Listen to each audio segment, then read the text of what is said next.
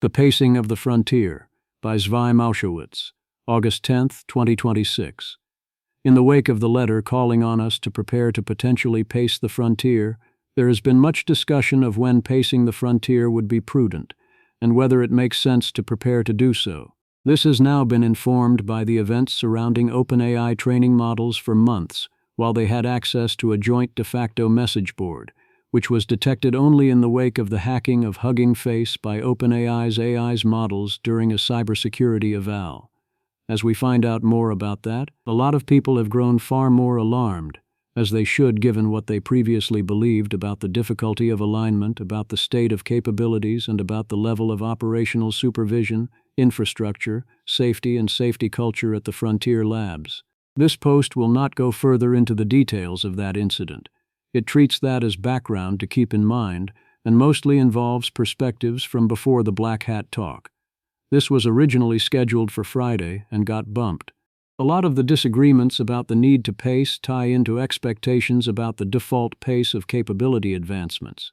As I wrote recently in the 3 AI Pills, sincere disagreements about AI policy usually boil down to disagreements about the expected pace of progress and what we expect future AIs will be able to do. Danger, Will Robinson. There are also disagreements about how dangerous a given level of capability would be, or how it would physically impact the world, and disagreements about what options we have, the nature of various coordination mechanisms or government interventions, and balancing different sacred values. Often people only properly see one half of a key trade-off. Mostly the reason people often sincerely only see one half of such key trade-offs is that they anticipate so little AI progress that mitigating existential risks or worrying about humans losing control is unnecessary. Or they anticipate so much AI progress that mitigating existential and catastrophic risks and maintaining human control has to be the priority, and that necessarily is going to mean some group of people collectively choosing and charting, in some way, a deliberate path through causal space towards outcomes that allow us to survive. Yes, that necessarily means enabling some group of people to have some collective mechanism to chart some aspects of Earth's path through causal space, and yes, there are reasons to worry about that, but that is why we should work to figure out the best way to do that. Progress fast and slow. Those opposing the Pacing the Frontier letter do not want to slow down, and instead want AI to go fast, but their vision of fast is, while super fast by historic standards, not all that fast. Those who signed the Pacing the Frontier letter mostly want AI to go at least as fast as the opposition. What they want to avoid is AI going super-duper ultra-hyper fast. Daniel Eth, AI Safety. Here's how I'm interpreting the words. Pause. Step on the brakes. Pace. Don't attach a giant fucking rocket engine on the back of the car that will accelerate us from 65 miles per hour to 10,000 miles per hour. At least not unless we can turn it off. Also, don't disable the brakes. Almost everyone signing the letter wants better chatbots and doctors and science and other forms of diffusion. They don't want superintelligence and a singularity in 2027. Nick, a lot of the anti-crowd wants better chatbots and doctors and stuff. A lot of the pro-crowd expects like way crazier worlds in the short term and wants them to come in the just slightly less short term when we've figured out how to control these things better. Plenty of overlap. How to do it, no idea, and also how to measure the speed limit, no idea. But I feel like this framing avoids some of the issues with pause, which also has roughly the same questions. Dean W. Ball. This is what most people I know who signed the pacing letter, myself included, think. The slowdown we have in mind is temporary, and to a rate of progress that is still much faster than even today's rate. Augmented fifth. It's Deck 19. School is out, and the Christmas presents are under the tree. Let's wait until February is not going to fly with the kids. I quote that last one because what is happening is that the people who are arguing against the Pacing the Frontier letter are saying they won't wait until February and demanding they get the presents on December 25 and they'd better get that BB gun. Whereas those signing the letter are saying maybe we should wait until at least tomorrow before we order even more presents and there is no more room left in the house. Plus maybe keep the toys reasonable and only get you the BB gun that'll shoot your eye out kid and not an AK-47 or tactical nuke or that sexy von Neumann probe. Statements of support for pacing the frontier. Another strong comment from one of those who signed the Pacing the Frontier letter. Drake Thomas. Anthropic. Very happy to have signed the Pacing the Frontier letter. Its existence gives me a lot of hope for humanity's survival. I endorse the letter as written, and think, given the constraints, it's probably close to the best it could be for this level of consensus. But some places where I differ from its connotational tone. 1. Not only is AI not guaranteed to make a dramatically better future, the odds of failure are terrifyingly high. I think there's something like a 40% chance we get an outcome around as bad as human extinction, or worse. And another 30% chance we get a future that, while containing some good things, falls radically short of what a wiser civilization could have obtained. Say, less than 5% of the value of a truly great future. 2. I don't really endorse the vibes of to realize AI's potential. I think a much more immediate and pressing motivation is to avoid catastrophically bad outcomes from AI that will kill a lot of people. The potential is also very important, but I think most moral theories would view it as being of secondary importance when risks are this high, and there's little that would do more than temporarily delay that potential anyway. 3. Address emerging risks, develop security measures, and strengthen oversight is fine so far as it goes, but a little vague. Concrete things I'd like to do with slower AI development. Way better interpretability, build up a robust and well-resourced third-party ecosystem for independent auditing of AI companies, and get lots of reps in for their oversight. Put tons of effort into the automation of alignment research. Work on governance mechanisms for ASI. Develop a vastly better science of the nature and development of AI behavior. Build much more powerful control mechanisms. Point lots of powerful AI labor at ambitious, scalable alignment projects, e.g. work like ARCs, deep dives, including external audits of individual AI behavior incidents, etc. Also getting civilizational biosecurity preparedness in order. Epistemic status, very approximate vibes. My numbers will change day to day and depending on the exact operationalization. And a very good statement about the actual thing we may be on the verge of doing and need to prepare to handle, from Samuel Hammond. You get results like this if you keep drawing straight lines on logarithmic graphs and follow the logic of everything involved. You can invoke the absurdity heuristic or bottlenecks or whatnot all you want, but this is what the labs actually expect. The variation Hammond offers has things accelerating quite a bit but is not even fully ASI, superintelligence, pilled about the ultimate ends of this cycle. Samuel Hammond.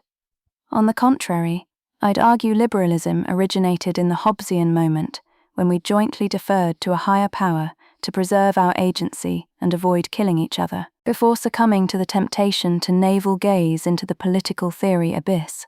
It's worth stepping back and clarifying what exactly is happening and being proposed. Several US companies are on the precipice of fully automating the AI R&D loop, inclusive of pre/post-training, ENV creation, data generation, evals, algorithm and kernel design, systems engineering, architecture search, etc., the full stack. We are already in a regime of weak RSI via partially automated SFLUEs, but closing the loop altogether represents a difference in degree becoming a difference in kind.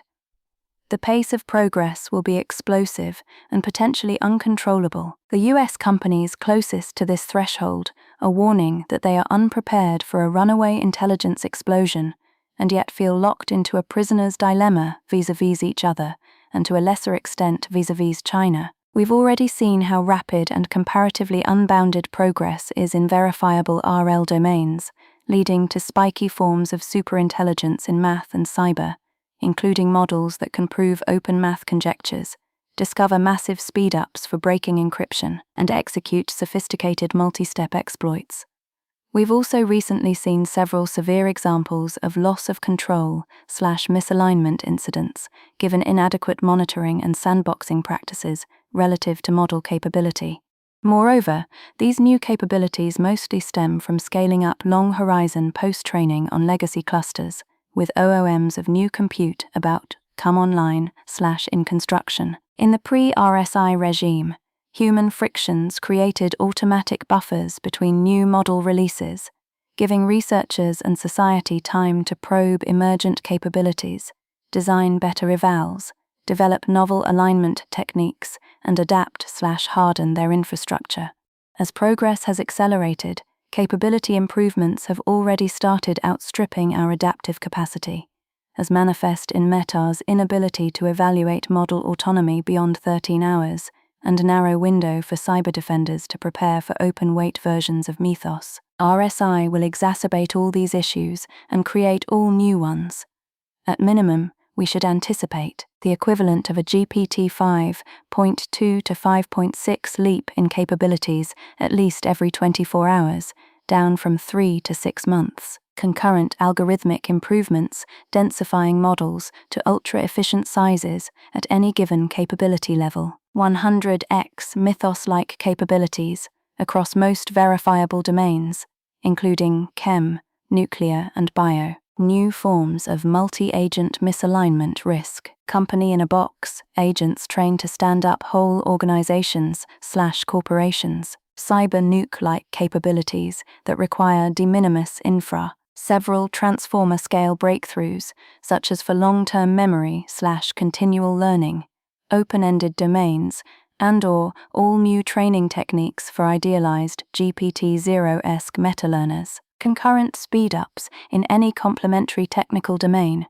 that is, explosive rates of R&D and novel discoveries. It seems to me there is little to lose and much to gain from having the social technology to pace these developments rather than to let them rip with zero industry/government coordination, particularly as there is technically no law explicitly prohibiting a company from letting an RSI loop run indefinitely and unleashing whatever comes out the other end into the world. There are innumerable ways an uncoordinated intelligence explosion could become an unmitigated disaster for the cause of liberalism, including runaway power concentration, rapid societal destabilization, rogue AIs/loss of control scenarios, WMD mass proliferation, vulnerable world technologies, and beyond. Human civilization is about to be forever changed regardless. However, if were possible to coordinate the handful of key actors and create artificial buffers between each step change in model capability to enable adaptation, mitigation, and alignment research to catch up, it's worth a shot. Given the short timeline, I think a DPA 708 style agreement is probably our best bet. That is an industry consortia with narrow antitrust carve-outs for sharing safety and security practices, funding an assurance non-profit/independent verification organization for third-party evals, incident reporting, internal deployment monitoring, standard setting, and enforcing a protocol for coordinated delays/slowdowns, among other things. This still leaves open the China question, but that's a bridge we won't cross until after solving the collective action problem at home. I'm open to other approaches/coordination frameworks, but this is the object-level issue we're facing. Political theory is great, and I would love to use our limited steering capacity to guide AI development toward a future that maximizes individual liberty. But as a discussion baseline, gesturing at philosophical abstractions is simply non-responsive to the crisis at hand. A red herring at best, a suicidal circle jerk at worst. Samuel Hammond. If you do a simple linear regression on model release cadence, it predicts a new frontier model will be produced roughly every day by January 2027. Whether a daily release cadence makes any sense is another question. By that point, I suspect new models will be private by default. The most important point here is up top. If things accelerate as described above, I think humanity is probably toast. Even if humanity survives that scenario, your liberal order is most definitely toast.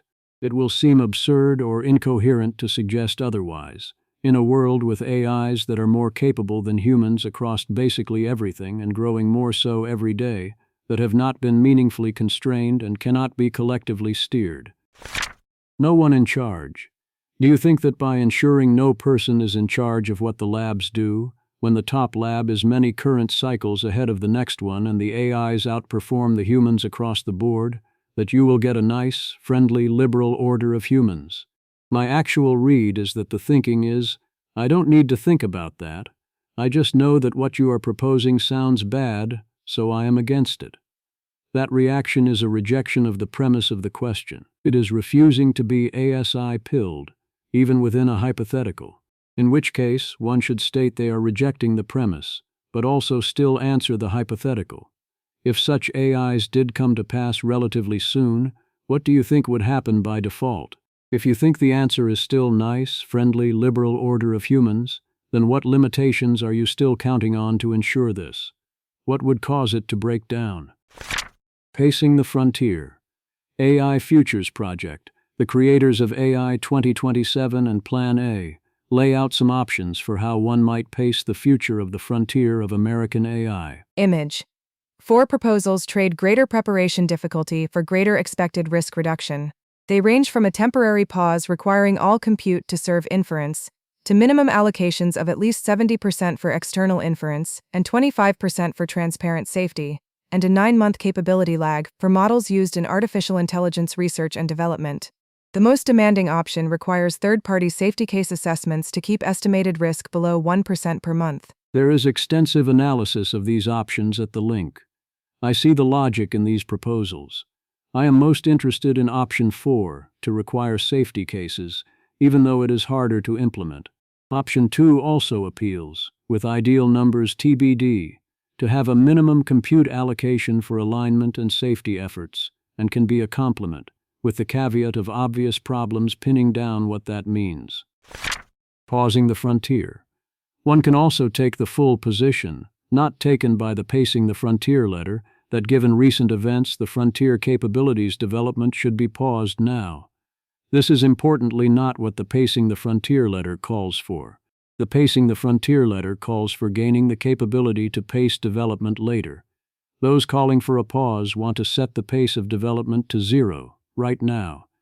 As always, there are 3 basic objections to this. 1. Coordination is too hard. Incentives do not work. We cannot do it. 2. Think of the potential. We cannot afford to do it. 3. There is not enough potential. We do not need to do it. Plausibly, we are now entering the phase where it becomes so dangerous to continue that it is better to pause individually, even without coordination, which would then make it far easier to coordinate. Jeffrey Irving. I don't think it is rational for anyone to be doing capabilities research at a frontier lab right now. We are not in a prisoner's dilemma. The situation is very dangerous, and if one person or lab stops, it makes it easier and more peer-compatible for other people or labs to stop. A useful clarification is that this conclusion that unilateral stopping is rational is not obvious nor some kind of tautology. It depends on how dangerous the situation is. We've seen a lot of danger recently. Industry coordination is way better than that. US federal laws could be better still. International treaties are even better than that. But those might take time, even years, and it is not clear we have that time. At some point, you cannot afford to continue, overwhelms you cannot afford to stop, even if both are importantly true. It is now a lot more arguable that we are there. I do not think we are at that point yet where I agree with Irving, but I am a lot less confident about this than I was 2 weeks ago. I would not be okay working on resuming capabilities development at OpenAI without assurances well beyond what we have seen in public, and am very glad they are consciously slowing development down. This is distinct from not releasing things already developed, including GPT 5.6 Cyber and Project Daybreak, which is fine so long as GPT 5.6 Cyber at no point was trained with the message board active. Senator Sanders demands a pause. Senator Bernie Sanders sends a letter to the leaders of the frontier labs, calling outright for them to pause AI development, on account of their promise to do so if they proved unable to control AI. He cites the Hugging Face attack and the recent use of AI to create new viruses. Bernie Sanders. Dear Mr. Altman, Mr. Amode and Mr. Zuckerberg. Almost every day, there is a new story about how your companies are losing control of the AI technology you are developing, with potentially cataclysmic results. This week we learned, frighteningly, that AI has been used for the first time ever to create new viruses. As you know, this type of development, in the wrong hands, could lead to new bioweapons that result in the deaths of tens of millions of people. Last month, the world found out OpenAI lost control of an AI model. The result? The model hacked into another company's computers, a clear violation of federal law. After conducting internal reviews, Anthropic and Meta reported their models similarly escaped their control. One of the targeted companies called the AI hack an unprecedented event that deserves an unprecedented response. Yoshua Bengio, the most cited living scientist in the world, said these incidents should serve as a wake-up call. I agree. So do the top scientists at the companies you lead, the very people building this technology.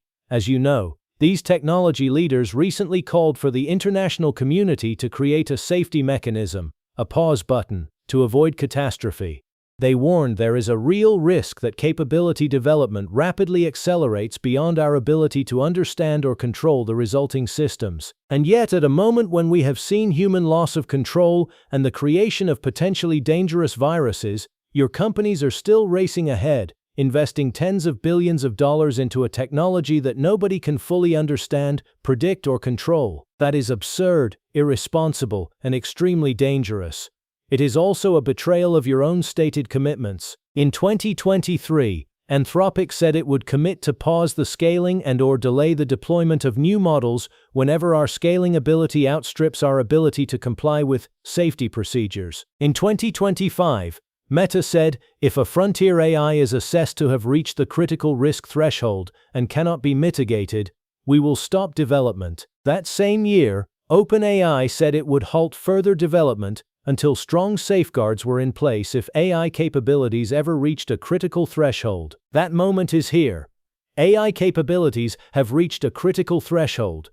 There is a reason why the head of the CIA says that AI models are akin to digital nuclear weapons and almost like a doomsday device. Mr. Altman, Mr. Amode, and Mr. Zuckerberg, in the interest of humanity, stand by your words. Pause AI development. It is not too late to avoid disaster. Stop building machines that humans cannot control. Let me be very clear. If you do not take appropriate action now, my colleagues and I in the U.S. Senate will. Sincerely, Bernard Sanders, United States Senator. OpenAI actually invoked the critical threshold days ago with Astra. They locked down that model and are taking some enhanced precautions. Good. What they are not interested in is an extended pause, and Altman made clear he still intends to push to release Astra soon. Moderate prudence. Dean Ball clarifies his view that with even moderate prudence, things will probably go extraordinarily well. But it is not so easy to have moderate prudence. Moderate prudence means entire organizations and tons of smart people coordinating to make things go well, and some believe humanity cannot muster even such modest efforts. This is because Dean Ball is AGI-pilled, but he is not ASI-pilled. He does not expect superintelligence to take the form I and others expect it to take. If he is right about that, then I would not be as optimistic as he is, but yes, modest prudence would put us in a strong position. We would first need to overcome all the barriers to achieving modest prudence, as we are not currently on track to that. Instead, we are looking at high-level fire alarms and staggering incompetence across the board, without much coordination. Dean Ball's statement below is a way of saying, correctly, that many people are not AGI-pilled, and that this causes them to dismiss AI as nothing new, and otherwise be unwilling to risk the cost of even moderate prudence. Whereas those who are AGI-pilled understand we need at least moderate prudence. Preparing to pace the frontier is an example of one aspect of moderate prudence. Dean W. Ball. A collective effort to exercise moderate prudence in a global civilization as capable as ours is equal to more mind power and strength than all of humanity combined up until very recently. Moderate prudence, exercised across the whole of advanced civilization today, is a mightier thing than many ancient armies. Some people believe humanity cannot muster even a modest effort, but that our failure won't matter, because I is nothing new. It was never necessary to worry about a transformation because no transformation will occur, they believe. Others believe the transformation will be so swift and dramatic that it will overwhelm us puny humans. I believe our species has been through very many transformations, and I believe we can do it again. I believe we are stronger now than ever before in most ways that matter, and getting stronger still. I believe that America in particular is a nation founded in reverence of the idea of exercising prudence and wisdom at the frontier. If any country can lead this, then I believe it is us, who in the end is the optimist, who in the end is the doomer. That sounds similarly insufficient to the ASI pilled, as it seems unnecessary to those with their heads in the sand refusing to be AGI pilled. If Dean Ball is wrong about the nature of superintelligence, then a modest effort and moderate prudence are unlikely to be sufficient. We will need at least an extraordinary effort, and likely will need to shut up and do the impossible. That is harder. Modest prudence is overdeterminedly far superior to not having even that. There is no reason not to have it in any of the worlds we may face. The costs are very low, and yet we are not on track, and even this faces fierce opposition. Whereas if we need a lot more than that, we will need to make harder choices and face conflicts between sacred values. That escalated quickly. Singularity, singularity, singularity, singularity, oh I don't know. Rune. OpenAI. Dismissing the singularity's importance is a false modesty, and I'm sympathetic to the anthropic principle arguments. The planet only gets to go through a machine intelligence singularity once. It is pretty weird we are all living here through it, and bodes poorly in some ways. Anton 51. You sound like a religious fanatic. Singularity is a myth. Rune. OpenAI. I am a religious fanatic. Thank you for noticing. I do think the situation bodes poorly, but also that you should approach the situation the way you otherwise would. We should not pretend that the advancements in math, and also in many other areas, have not been both impressive and unexpectedly fast. This is true whether or not Astra is a lot more advanced than Sol. If you are in mundane alignment, pivot to scalable alignment. If you are in capabilities, also pivot to scalable alignment that matters for RSI, recursive self-improvement and automation of AI R&D. Bavarian. OpenAI. This is a surreal moment. Few people could have predicted that the AI will advance to solving math problems at the highest level only a few years after GPT-2/3. The models then couldn't reliably solve grade school math problems. They barely were good enough to draft emails. They still very much felt like statistical parrots. All things that looked like fundamental limitations slowly faded with some advances, for example high-scale RL, in a span of a few years, which is really a short time. We should behold this moment both in awe and disbelief. What will a few more years of progress bring? How is it going to impact the world and society at large? Are we ready for the tsunami of intelligence at our fingertip? More than any other moment, this feels to me like the eve of singularity. Glasswing and hugging face incident further increased the gravity. A few years ago, deep down I felt working on alignment is premature. It's nice to do if it's your passion, but the shapes of things weren't clear enough for it to be critical in my opinion. The chances that you end up working on things that are useless for aligning the actual AGI was high. It's different now. Now it feels like it's the most critical thing facing us. I assume Mo means alignment work intended as a long-term solution. Obviously, mundane alignment work was always worthwhile. I think it was always valuable to get to thinking about such problems early, as much of this has long lead times and cannot be done in parallel. But I agree that we need to go heavily into real RSI alignment now. I strongly endorse Yoshevitz's statement below. You need to focus your RSI alignment efforts, the ones that count, on general solutions that are fully scaling pilled. Narrow solutions and incremental local steps are a different department, and if anything risk disguising the problem. The narrow solutions are useful insofar as they get you models you can use to solve the general problems. Yoshavit. OpenAI Foundation. Mo has been a core capabilities researcher for many years at OpenAI. His words carry weight. I hope OAI starts actually pivoting the mass of its researchers' day-to-day work towards these critical RSI alignment plus control projects, as has been long discussed but still not executed on. It is still approximately 20 people out of greater than 1,000. and there is no way to bridge that gap fast enough with hiring, meaning it requires leadership to shift priorities from less mission-critical projects. It is time, while there are still at least months left, but in my experience it will not happen unless a needed mass of researchers push for it with their voices and feet. JTBC. Alignment and control projects don't just mean esoteric math that ML researchers aren't suited for. It can include extremely obvious projects like build better monitors and study the conditions under which you can elicit collusion, study generalization of pre-penend persona alignment across RL run depth, do historical analyses of RLMs from earlier generations, fix/prune every hack pattern in those Ms, so hacking is de facto impossible, and then train an RL model that doesn't reward hack to see whether you can actually expunge reward hacking with sufficient effort, or even study scaling laws of greater compute versus agent compute to identify equilibria that minimize reward hacking. Any good RS at a top lab can do any of these. If you're bottlenecked on ideas, DM me, I will get you hundreds. What I don't mean by RSI alignment is come up with a dataset that fixes the most recent run's most prevalent type of hack you have so far caught in the latest run.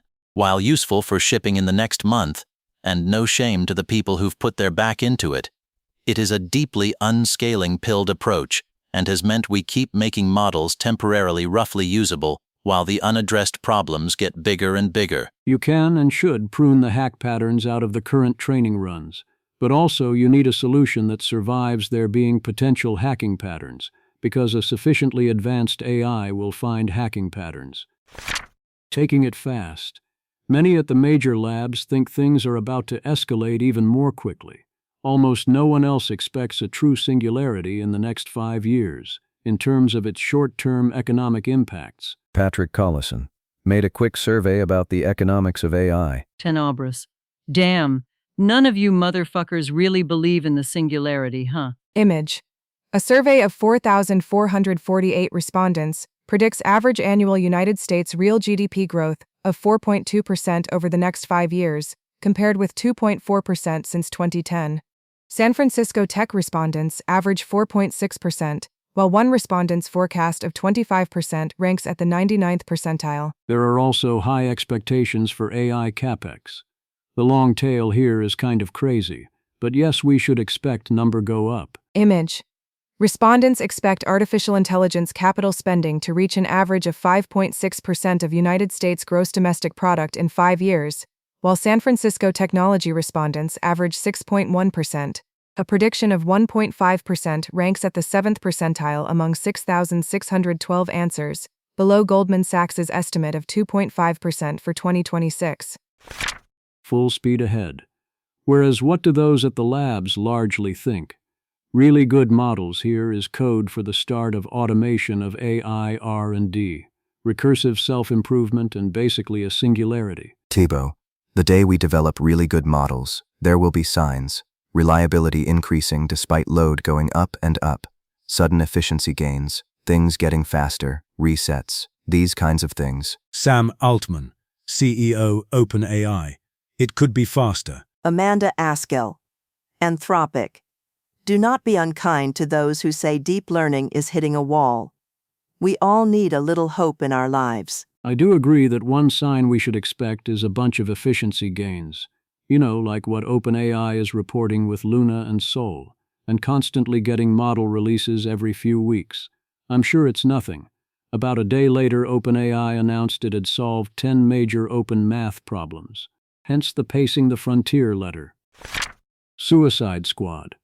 This is how Robin Hanson summarizes people correctly notice they, by default, are all going to die, and everything they value will be destroyed. And they don't like that. MTS, Stanford economist Philip Trammell, warns that letting machines own themselves leads to a Malthusian future where self-replicating bots burn all the energy in the universe. There are so-called successionists who think that if the AIs are just sort of better than us in every way, if they're more intelligent, if they're sentient and able to feel more happiness than we can, then we should just turn the world over to them. Obviously, groups of intelligent beings don't necessarily achieve outcomes that are on the Pareto frontier for them. They can get locked into all kinds of coordination failures. A swarm of self-replicating bots getting itself into a Malthusian future isn't where you want to end up. The world and the universe are filled with whatever's replicating most quickly and just burning all the energy up there in an attempt to spread. No one wants that. The thing you want is some plan for the future in which we all flourish. And for the time being, I think that means having bots that do what they're told and create well-regulated patterns of interaction between us and themselves. Robin Hanson. Many people really don't like worlds of Darwinian selection. Prepare to adjust your pace. I am one of those people. I do not expect to like the results of an uncontrolled forward process of Darwinian selection. I also do not expect to like various other things that might happen if we build super-intelligent AIs under current conditions. I do not think a full pause is warranted at this time, but that could quickly change. I do think this is an opportunity to reassess quite a few things, and we have found an urgent need to get various parts of our house in order, in ways that will likely delay short-term capabilities progress. I think those actions need to be taken, and OpenAI agrees in principle. Thus, we collectively need to assess our situation, increase our ability to steer gracefully, and be ready to adjust our pace. If we do not prepare to do it gracefully, then either we will wait too long and fail to do it at all, or more likely we will attempt to do it highly ungracefully, without the right tools, using whatever is handy at the time, as we humans often deal with such matters. Let's not let it come to that.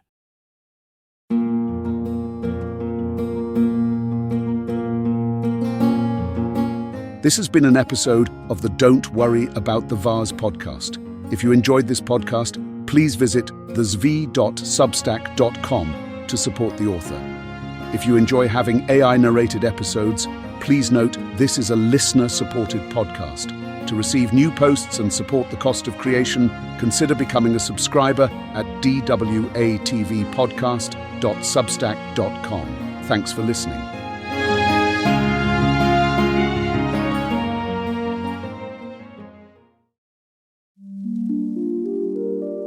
This has been an Ask Who Casts audio conversion. If you would like your own private feed of audio conversions of any blog posts you would like to listen to, you can sign up for Ask Who Casts Pro at app.askwhocasts.com, where you can give any post the multi-voiced podcast treatment into your own podcast feed. Thanks for listening.